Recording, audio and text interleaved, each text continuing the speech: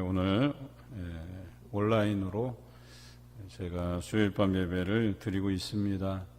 조금 전에 확인한 바로는 한 50가정 가까이 지금 접속해서 함께 예배를 드리고 있습니다. 인원으로 하면 한 100명 가까이 예배를 드린다고 볼 수 있겠죠. 가정 단위다 보니까 한 분이 드리시기도 하고 또 여러 명이 함께 참여하시기도 하기 때문에 그렇다 하는 생각이 듭니다. 요즘 들어서 많이 생각하는 것이 아주 사소한 일부터 어떤 중대한 결정까지 하나님이 아니고서는 살 수 있는 길이 없다 하는 이런 생각이 들어요. 제가 보기보다는 좀 덜 똑똑합니다. 특히 제가 우리 일상생활에서 필요한 이렇게 업무들 또는 개인적인 생활들이 있잖아요. 그 중에서 제가 두려워하는 일이 은행에 가는 일입니다. 그래서 저는 제가 혼자 은행에 가질 못해요. 그래서 항상 제 아내와 동행해서 갑니다. 하나 처리할 수 있는 일이 잘 없어요. 그런데 저 혼자 할 수 없는 일들이 하나씩 늘어간다는 느낌이 더 많이 듭니다.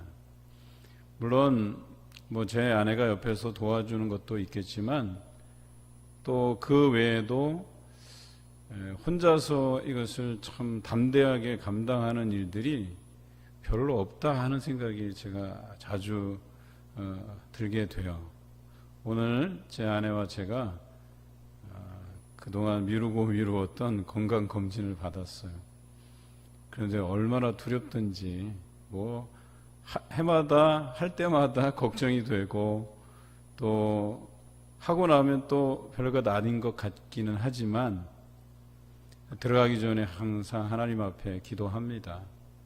어떤 변수가 없게 해달라고, 또 우리가 우려하고 걱정하는 일들이 일어나지 않게 해달라고 그렇게 기도하면서 들어가요. 저만 그러겠어요? 여러분들도 다 마찬가지이시겠죠. 그래서 과거에는 젊었을 때에는 지금보다 더 젊었을 때에는 기도하지 않고 그냥 담대하게 내 능력, 내 지혜로서 행하는 일들이 좀 있었다고 한다면 지금은 좀 달라진 것 같아요. 또 신앙의 깊이가 더해 갈수록 내가 할 수 있는 일이 없다 하는 생각을 더 하게 돼요. 그래서 모든 일을 행함에 있어서 하나님이 함께해 주셔야만 되고 또 모든 일을 기도로 할 수밖에 없는 그런 상황으로 하나님께서 저를 인도해 가신다 하는 생각이 듭니다. 혹시라도 올해 건강검진 못 받으신 분들은 서둘러서 받으셔야 될 것 같아요. 오늘 가보니까 사람들이 얼마나 많은지 몰라요. 하여튼 그래도 빨리 가서 진행한 관계로 그래도 이렇게 수요일 밤 예배에 그래도 괜찮은 컨디션을 가지고 여러분 앞에 설 수 있게 된 것이 참 감사한 하루였습니다. 여러분, 인생을 살아오시면서 감사하다는 마음이 든 적이 있으신가요? 정말 이것은 나에게 너무나도 감사한 일이었다. 또 그 만남이 나에게는 정말 도움이 되고 잊지 못할 감사의 만남이었다라고 생각하신 경험이 있으십니까? 아마 제가 생각하기로는 여러분들은 다 잊지 못할 만큼 감사해 본 경험들이 다 있으리라고 봅니다. 그런데 그 감사한 기억을 잊는 것이 배은망덕이라고 할 수 있겠죠. 배은망덕의 뜻은 남에게 입은 은혜를 잊고 배반함이라는 뜻을 가지고 있습니다. 올해 이제 며칠이 남지 않았습니다. 여러분에게 그 감사했던 일, 또 감사했던 그 만남, 또 누군가가 나에게 해준 그 여러 가지 일들, 기도들, 또 배려들로 인해서 감사한 기억이 있다면, 정말 잊지 못할 만한 기억이 있다면 그분들에게 감사의 표현을 해보는 것은 어떻겠습니까? 또 작은 선물이라도 이렇게 보내든지 아니면 위해서 그분을 위해서 중보의 기도를 해보는 것이 어떻겠습니까? 또 SNS를 이용해서 간단한 감사의 인사를 메시지로 보내는 것도 좋은 방법일 것 같습니다. 뿐만 아니라 여러분이 하나님께로부터 받은 그런 사랑이 있고 감사가 있다면 우리 하나님께 그 감사의 표현들을 해보는 것은 어떻겠습니까? 저는 이사야부터 시작해서 예레미야 또 애가 그리고 새벽에 묵상하는 에스겔 선지서를 읽고 묵상하면서 두 가지 감정이 느껴졌어요. 하나는 참 힘들다는 것이고 또 하나는 참 감사하다는 생각이 들었습니다. 목회자로서 설교 본문을 선택해서 할 수 있으면 참 좋지요.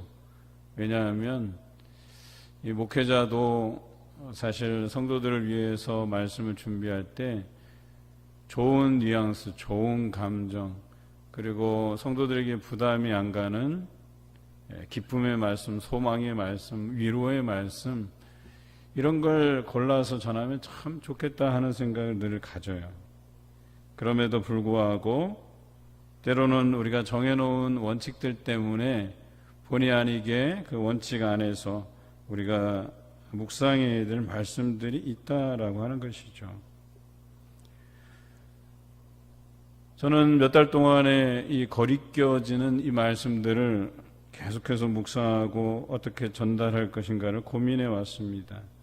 이 이사야, 예레미야, 애가, 에스겔, 또 우리가 앞으로 묵상할 다니엘, 이런 말씀들이요, 사실 꺼려지는 본문 중에 하나입니다. 앞에서 언급한 예언서들은 사랑하는 백성을 향한 하나님의 아주 일관된 징계, 심판, 고난, 또 고통 또는 탄식, 이런 주제로서 전해지는 말씀이에요. 여러분, 하나님께서도 사랑하는 백성에게 그들을 근실히 징계하고 심판하고 그들을 고통스럽게 하고 광야 가운데 내몰고 하는 그 심정이 편안했겠습니까? 또 그것을 묵상하고 대언하는 목회자 입장에서 이 본문이 편할 리가 없죠. 그럼에도 불구하고 우리는 우리에게 주어진 이 말씀을, 그 하나님의 그 말씀을 기록한 이 저자의 그 영성과 감성을 고려해서 그것을 현장감 있게 전달해야 하는 그런 책임이 목회자에게 있습니다. 그런데 그 느낌들이 사뭇 다 달라요. 어떤 성경을 읽으면 참 위로가 되고 용기가 나고, 그래서 이 말씀을 준비하는 저에게도 은혜가 되고, 이것을 우리 성도들과 함께 나누면 함께 은혜가 되고 힘이 되고 막 이럴 것이라고 이렇게 상상하다 보면 저도 즐겁고 설레게 돼요. 그런데 말씀이 그 하나님의 엄중한 말씀을, 그 당시에 느꼈던 저자의 그 통렬한 회개와 탄식과 그 슬픔의 눈물들을 담아내서 전달하고자 하면 저도 영적으로 다운되고 굉장히 힘들어져요. 그리고 이것을 어떻게 우리 성도들에게 그 하나님의 엄중함을 담아내면서도 그것이 위로가 되고 희망이 되고 또 그들을 이렇게 세울 만한 또 바른 길로 가게 할 만한 말씀이 될까를 고민하게 되는 것이죠. 설교자는 항상 이것을 잊지 말아야 됩니다. 균형 있는 설교, 어디에 한쪽으로 흘러가지 않는 설교. 크게 두 가지로 묘사하면 이래요. 한쪽에서는 하나님의 그 심판과 재앙과 고통과 고난과 탄식에 대한 말씀이 선포되기도 하고, 또 다른 한편으로는 은혜와 은총과 기쁨과 소망과 회복과 같은 그런 말씀이 선포되기도 합니다. 그런데 한번 생각해 보십시다. 그것을 받아들이는 회중의 입장에서, 성도들 입장에서 한쪽을 편애한다고 하면, 한쪽만 들으려 한다고 한다면 목회자는 너무나도 힘들죠. 왜냐하면 그 성도들이 요구하는 그 기호에 맞게 그 한쪽 편에 편중돼서 그 말씀을 전해야 되니까. 근데 성도들 가운데 심판, 징계, 고통, 고난, 슬픔, 탄식 이런 주제로 설교하기를 바라는 성도가 제가 보기에는 많지 않다고 여겨요. 그럼에도 불구하고 이 몇 달 사이에 우리는 이와 같은 주제를 가지고 말씀을 묵상하고 있습니다. 그런데 오늘 우리가 묵상하는 이 애가의 말씀에는 그저 예레미야의 슬픈 감정만 담겨져 있지 않습니다. 하나님께서 예레미야를 통해서 주신 그 남유다 이 예루살렘의 그 심판, 멸망, 그들이 오도 가도 못하게 예루살렘 안에서 갇혀서 죽게 되고 굶어서 죽게 되고 우여곡절 끝에 도망가다가 또 잡혀서 죽게 되고 또 여러 곳으로 흩어져서 안심하다가 결과적으로 또 바벨론의 그 손길이 미쳐져서 죽게 되고 도저히 피할 길이 없는 그런 상황 속에서 이 슬픈 노래를 지어서 부른 예레미야가 아닙니까? 그런데 오늘 본문에서 드디어 그런 슬픔의 감정뿐만이 아닌 하나님께서 그 슬프게 노래하는 예레미야의 심정을 이미 들으시고 그를 위로하시고 그 원통함을 풀어주시고 그를 괴롭게 한 원수들을 하나님께서 보응하신다라고 하는 그 확신을 가지고 노래하는 장면이 오늘 본문 말씀입니다. 오늘 여러분과 함께 본문 57절의 말씀을 한번 같이 읽고 싶습니다. 우리 화면을 보시고 같이 읽겠습니다. 내가 주께 아뢰는 날에 주께서 내게 가까이 하여 이르시되 두려워하지 말라 하셨나이다. 아멘. 예레미야가 슬픈 마음으로 하나님께 기도했더니 하나님께서 응답해 주셨어요. 두려워하지 말라고 응답해 주셨습니다. 여러분, 이것이 예레미야뿐만 아니라 이 말씀을 읽는 또 유다인들에게 그리고 오늘 살아가는 우리들에게 이것이 얼마나 우리에게 용기를 주고 위로를 주는지 모르겠습니다. 우리의 그동안의 그런 어려움들을 충분히 위로하고도 남을 만한 말씀이다라고 하는 것입니다. 두려워하지 말라는 것입니다.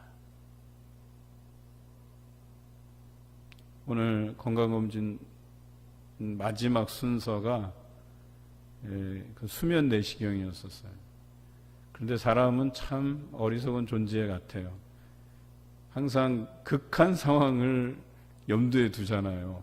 뭐 마취해서 깨어나오지 않는 사람이 있다든가 또 뭐 내시경을 하다가 어디가 긁혀서 천공이 생겼다든가 그래서 어떤 사람이 위기에 빠졌다든가 하여튼간 좋지 않은 온갖 생각을 다 하게 되더라고요.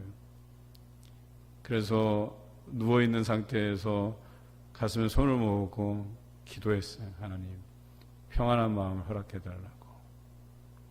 그리고 들어갔는데 제가 고민한 것보다는 너무나도 편안했어요. 그냥 간만에 푹 잠들어서 그 짧은 시간이었는데 한 10시간 푹 잔 느낌이었었어요.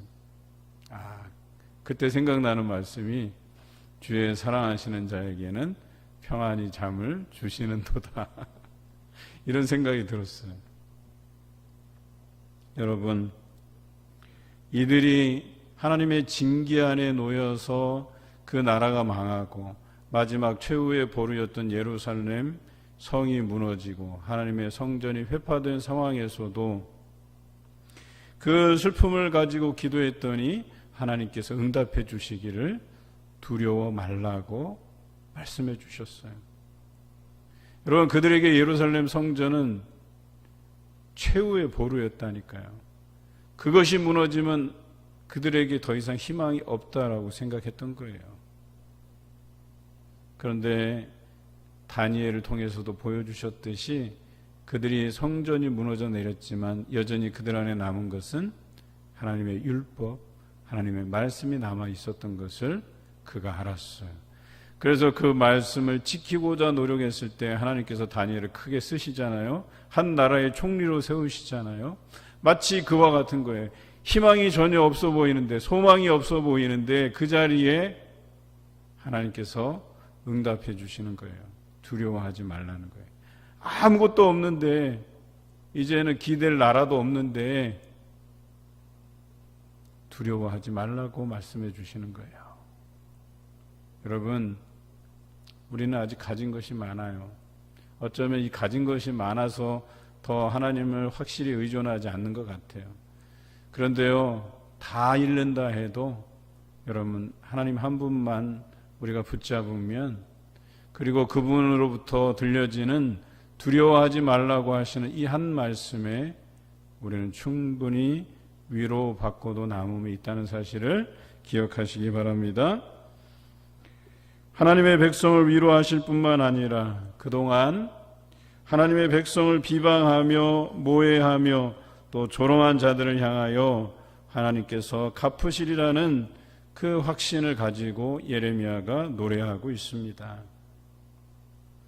그리고 예레미야 선지자를 통해서 남유다의 심판과 더불어서 이방 민족에 대한 심판을 하나님께서 선포하셨습니다.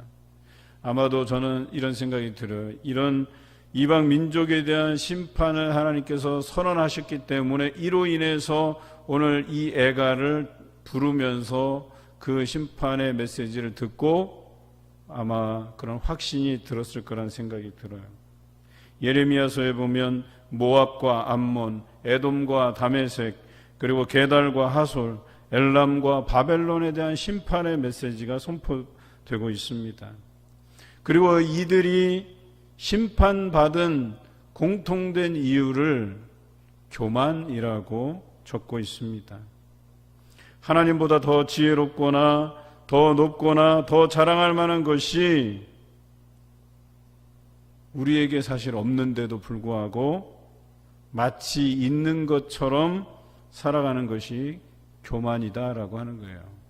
내가 하나님보다 더 높아, 내가 하나님보다 더 지혜로워, 내가 하나님보다 더 자랑할 만한 것이 많아라고 생각하는 그 순간부터 하나님의 음성은 아무리 하나님께서 말씀하셔도 우리에게 들려지지 않는다는 것이죠. 설교 시작하면서 제가 말씀드렸던 것과 같이 배은망덕, 즉 배은망덕한 사람이고 그 사람이 교만한 사람이다라고 하는 것입니다. 하나님께서 이 땅을 운행하시고 통치하시는데 그 통치하심에 대해서 배은망덕한 것, 교만해서 하나님의 음성을 듣지 않는 것, 이 모든 것이 다 그들의 심판의 이유가 되었다는 사실입니다.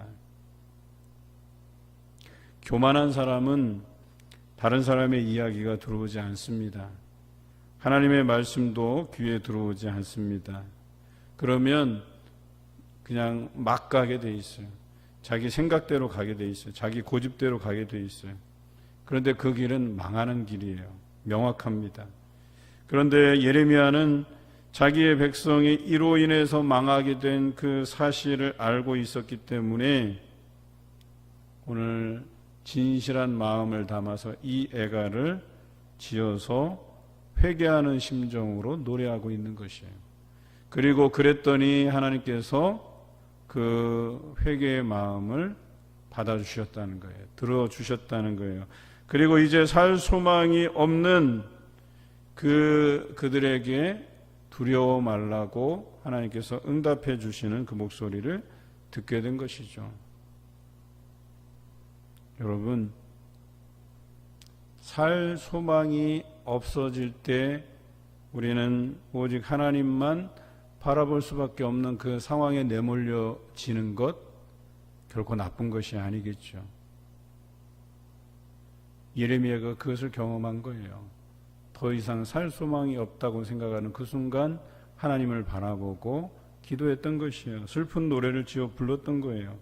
그랬더니 거기에서 하나님의 음성이 나고 두려워 말라는 그 희망의 메시지를 그들이 듣게 되었다라고 하는 사실 우리는 기억해야 될 것입니다.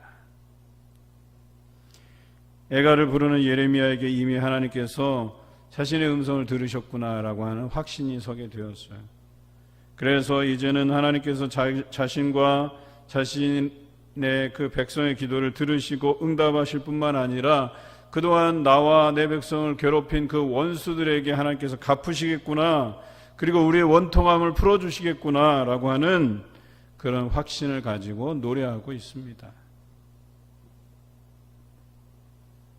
우리가 앞서서 말씀드렸죠. 이방인들이 심판의 메시지를 듣게 된 이유가 교만이라고 말씀드렸죠. 거기에 관련된 말씀이 오늘 본문에도 나옵니다.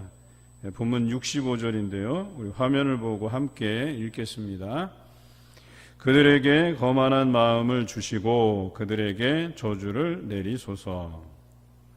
예, 여기에 보면 거만한 마음이라고 되어 있죠. 교만입니다. 교만. 그렇죠? 그러니까 이들을 하나님께서 보응하시고 원수를 갚아주시는데 그 첫 번째는 뭐예요? 그들에게 거만한 마음을 주신다라고 하는 거예요. 그들을 교만하게 만드신다라고 하는 거예요.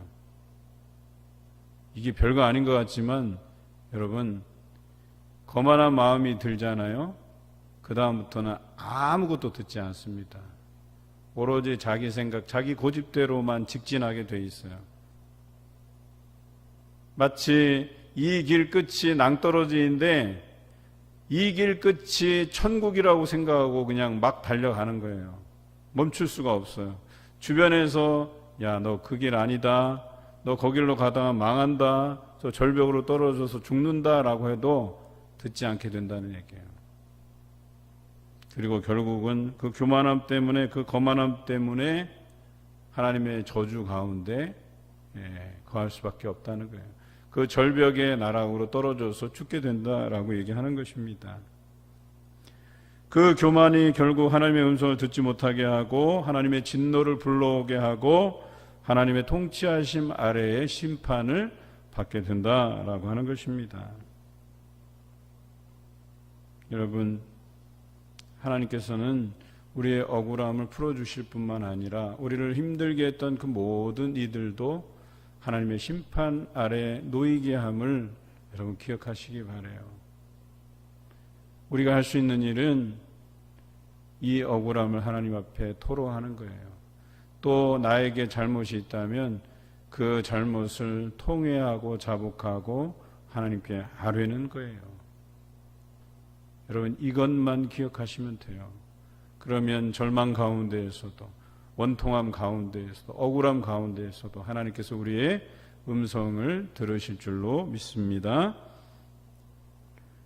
얼마 전에 제 아내하고 어느 한 집사님을 만났어요. 우리 교회 교인은 아닌데요. 이런저런 얘기하다가 제가 아내한테는 한 번도 들어보지 못한 이야기를 듣게 되었어요.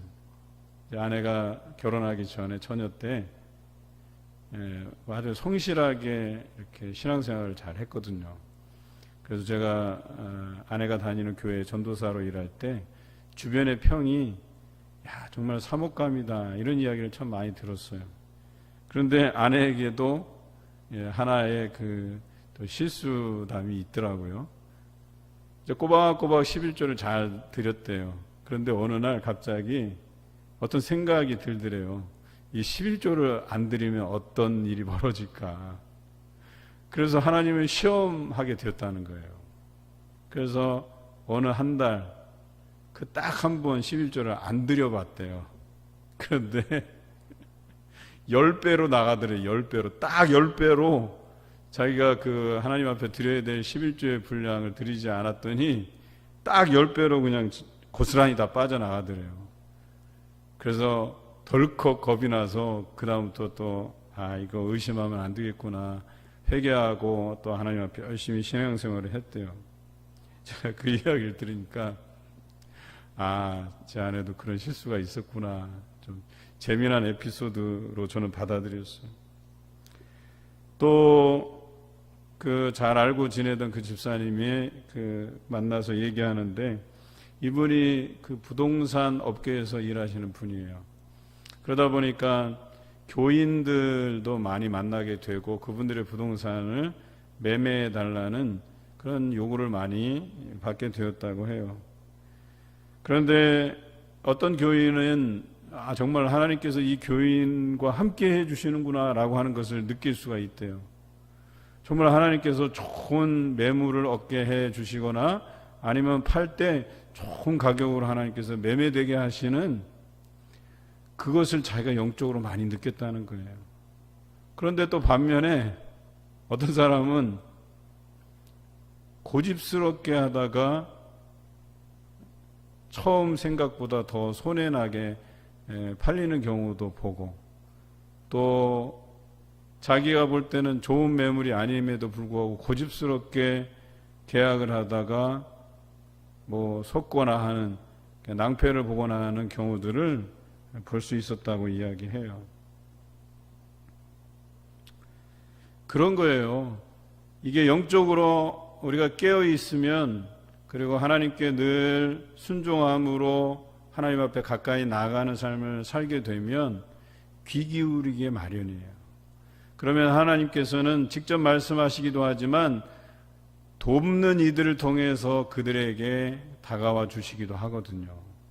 그래서 손해나지 않게 또 좋게 이 모든 상황들을 잘 진척되게 하시는 그 하나님의 섭리를 경험할 수 있게 되는데, 평소에 하나님의 말씀에 대해서 귀 기울이지 않는 자들은 이렇게 저렇게 좋은 사람들을 붙여주셔서 진행하게 하는데도 잘 안 된다라고 얘기하는 거예요. 자기 고집대로 가다가 결과적으로 손해나는 일들을 경험할 수밖에 없다고, 그런 일들을 이렇게 많이 들었어요. 제가 이 집사님이 목회자들을 많이 돕습니다. 또 선교단체들 건물 매입하는 문제에 많이 개입해서 정말 적당하고 좋은 그런 공간들도 매매하고 구할 수 있게 그렇게 많이 돕는 일들을 많이 해요. 그리고 저도 이분의 그런 이야기를 들으면서 그런 기도를 합니다. 저도 목회하면서 어떤 분들이 그래요. 우리 집이 잘 팔릴 수 있게 해달라고, 아니면 좋은 집을 구할 수 있게 해달라고, 이런 기도 요청을 자주 받게 돼요. 그럼 전 딱 이렇게만 기도해요. 손해나지 않게 매매되게 해달라고. 그래서 손해나지 않고 팔게 해달라고, 또 손해나지 않게 사게 해달라는 이 기도만 할 뿐이에요. 하나님께 맡겨드려요. 제가 그랬어요. 이분한테 요즘 이렇게 여러 교회도 돕고 목회자들도 돕고 하는데 작년보다 어떻게 거래량은 좀 있냐고 제가 물어봤어요. 요즘 하도 코로나 때문에 어렵다는 소리를 많이 들으니까 작년보다 거래량이 2.4배 늘었대요. 딱 결산을 해보니까. 그래도 감사하더라고요. 정말 좋은 곳을 후원하고 돕고 계시는데 그것을 잘 감당하게 하시는 그 하나님의 섭리를 그분을 통해서 늘 경험하고 제가 듣게 돼요. 한 번은 이분이 부동산 거래를 이렇게 연결해 줬는데 잘 됐나 봐요, 거래가. 그러니까 만족해서 그 고객이 사과를 보냈는데 황금 사과라고 적혀 있더래요. 그 황금 사과가 도대체 어떻게 생겨 먹었길래 황금 사과인가 해서 뜯으려고 하는데 하나님께서 이거 네 거 아니다 라는 음성을 주셨다는 거예요. 왜 그러시냐 그랬더니 완주에 있는 윤 목사님 거다 하면서 제게 보내라는 음성을 들었대요. 저도 이거 믿거나 말거나예요. 하여튼 그랬대요. 그런데 황금 사과로 가니까 너무 궁금해서 몰래 뜯었답니다. 뜯어보니까 정말 먹음직하게 생겼더래요.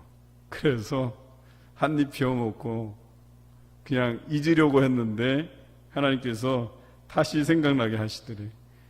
그래서 저는 뭐 이 사실을 모르고 있었잖아요. 근데 갑자기 이분한테 전화가 왔어요. 목사님 죄송합니다. 예, 뭐가 죄송해요? 제가 여차저차 이래서 이런 일이 있었다. 목사님 계좌 좀 불러주세요.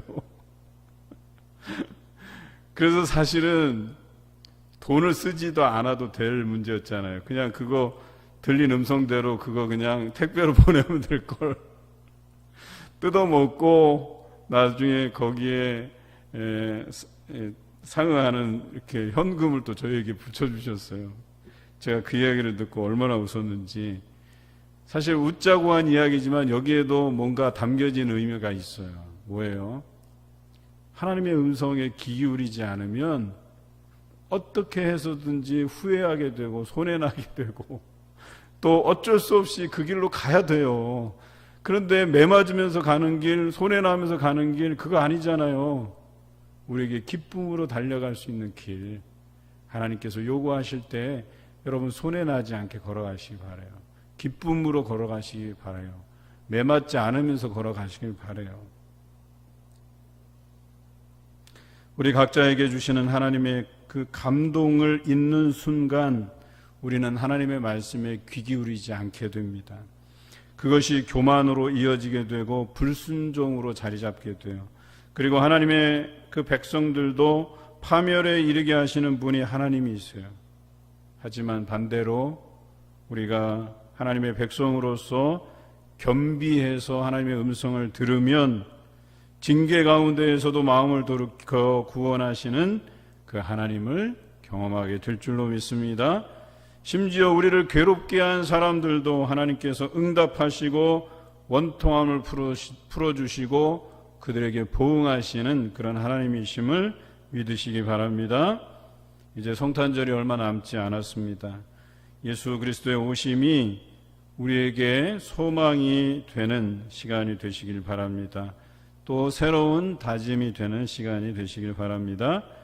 하나님께서 예비하신 그 아름다운 일들이 경험되는 이 대림절 절기가 되시기를 주님의 이름으로 기원합니다.